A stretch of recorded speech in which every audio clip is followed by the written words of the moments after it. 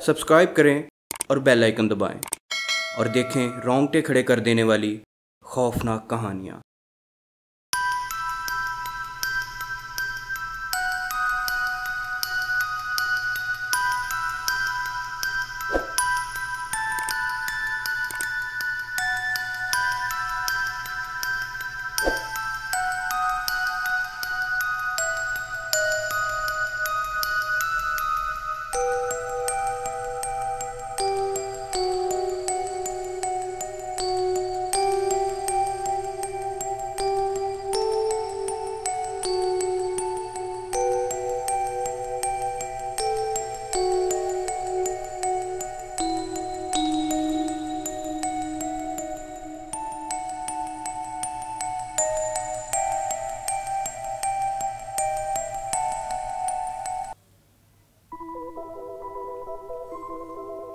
कुछ वाक़यात इतने गैर मामूली नौयत के होते हैं कि इंसान किसी मामूली वजाहत पर यकीन नहीं कर पाता, और अक्सर औकात ऐसे वाक़यात इंसान की ज़िंदगी को हमेशा के लिए बदल कर रख देते हैं। आदित्य 21 साल का पुरजोश नौजवान था। 3 साल से शहर में मेहनत मजदूरी करके पैसे कमाता और गांव में बूढ़े माँ बाप को भेजता ताकि वो पेट की आग बुझा सके। मगर जिस फैक्ट्री में आदित्य काम करता था वो रातों रात कर्जों के बोझ तले दबकर बंद हो चुकी थी। अब ना तो नौकरी थी ना ही कोई और सहारा। दर दर की ठोकरें खाने पर मजबूर था कि आखिर एक दोस्त ने एक नौकरी का बताया। शहर के बाहरी इलाके में एक ओल्ड एज होम था। उधर बूढ़े लोगों का ख्याल रखने के लिए एक आदमी की ज़रूरत थी। तनख्वाह बहुत तो नहीं थी, मगर मजबूरी के तहत आदित्य ने वही नौकरी कर ली। ओल्ड एज होम शहर से बिल्कुल हटकर था।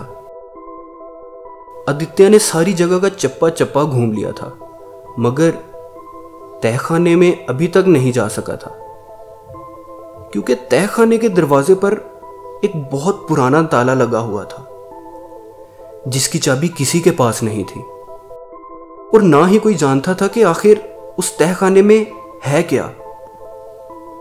शुरू में तो आदित्य के लिए ओल्ड एज होम में रात गुजारना बहुत मुश्किल थी। रात को अक्सर ही बूढ़े लोग चीखते और ऊंची ऊंची अजीब अजीब बातें करते, लेकिन कुछ दिनों में आदित्य को इसकी आदत हो गई। मगर एक चीज ऐसी थी जिसको काफी दिन गुजरने के बावजूद भी वो समझ नहीं पा रहा था। रात को जैसे ही सब सो जाते तो तहखाने से खुरेदने की आवाजें आने लगती। ये माजरा सारी रात चलता। आखिरकार एक दिन आदित्य ने तहखाने का दरवाज़ा खोलने का फैसला किया। वहाँ काम करने वाले दूसरे आदमी से आदित्य ने कुछ औजार मांगे और दोपहर के वक्त तहखाने का ताला तोड़ने चल पड़ा। काफ़ी देर मेहनत करने के बाद आदित्य ने वो पुराना ताला तोड़ ही लिया। दरवाज़ा खोला तो वो गल चुका था और अटक अटक कर खुल रहा था। आदित्य तहखाने की सीढ़ियों से उतरकर तहखाने में पहुंच गया।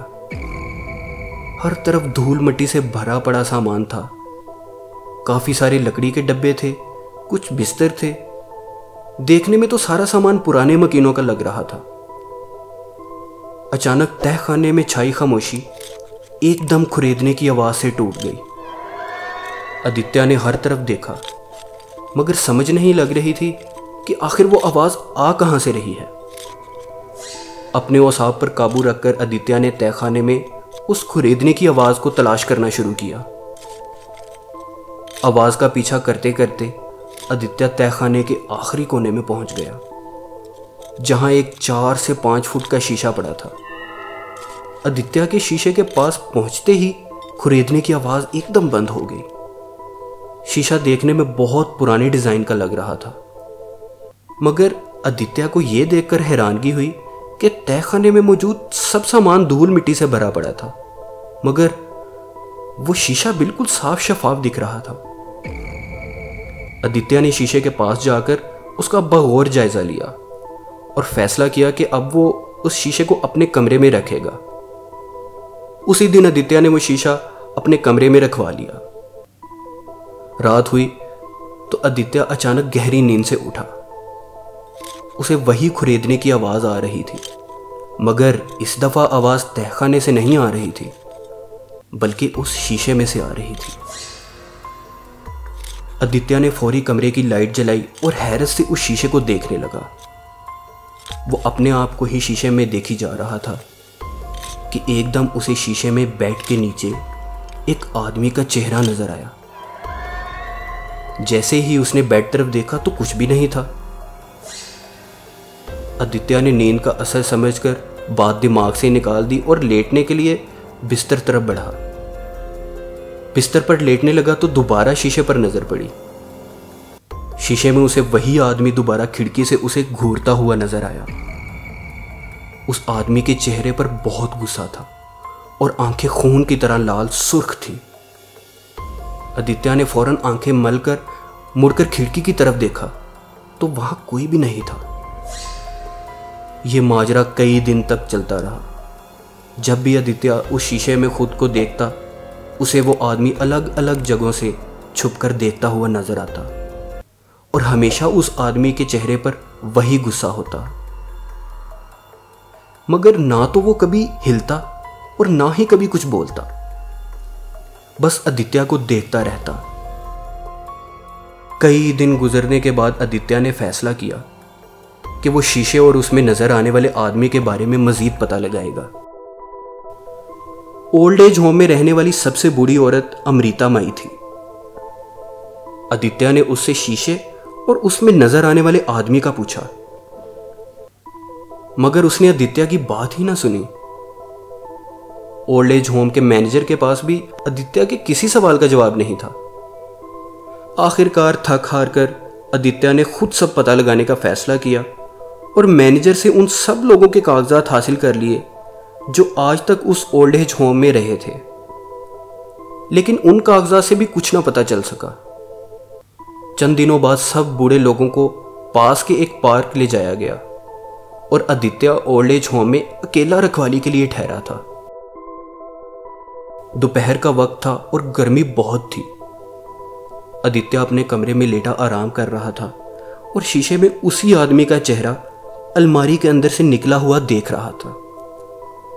वो आदमी हमेशा की तरह आदित्य को बहुत गुस्से से घूर रहा था, मगर आदित्य उसे दिलचस्पी से ही देख रहा था और सोच रहा था कि आखिर ये आदमी है कौन, कि अचानक वो हुआ जिसका उसने सोचा भी ना था।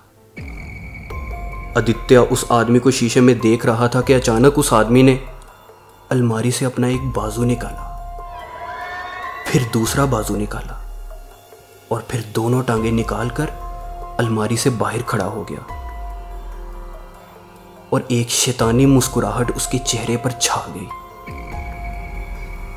उस आदमी ने गहरे काले रंग का एक लंबा सा लिबास पहना था और गले में महाराजाओं जैसा एक बहुत बड़ा हार था। आदित्य खौफ के मारे हिल नहीं पा रहा था। वो आदमी शीशे के अंदर से शीशे की तरफ बढ़ने लगा। आदित्य घबराकर बिस्तर से उठ खड़ा हुआ तो देखा कि शीशे में उसका अपना अक्स ही उस आदमी में बदल गया। आदित्य को अपनी आंखों पर यकीन नहीं आ रहा था। वो शीशे से कुछ ही फीट दूर खड़ा था और उस आदमी की आंखों से झलकती शैतानियत देख रहा था। उस आदमी के चेहरे की मुस्कुराहट बढ़ती जा रही थी। उसने अपना हाथ शीशे की तरफ बढ़ाया। आदित्य का हाथ भी खुद ब खुद उसी तरह शीशे की तरफ बढ़ा। आदित्य की उंगलियां उस आदमी की उंगलियों को छूने ही वाली थी कि अचानक कमरे का दरवाजा जोर से खुला। आदित्य ने मुड़कर देखा तो अमृता माई हाथ में उसी आदमी की तस्वीर लिए खड़ी थी।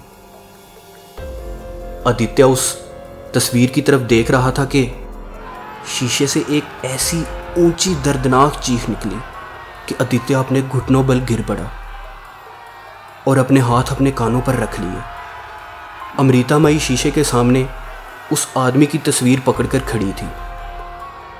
कुछ देर में वो दिल दहला देने वाली आवाज खत्म हो गई। आदित्य खड़ा हुआ तो अमृता माई उसकी तरफ देखकर मुस्कुराई और तस्वीर जमीन पर फेंक दी। वो आदमी तस्वीर में भी उसी तरह गुस्से से मुंह बनाए हुए था। आदित्य शीशे की तरफ उस आदमी को देखने के लिए मुड़ा तो शीशे में वो आदमी नहीं था।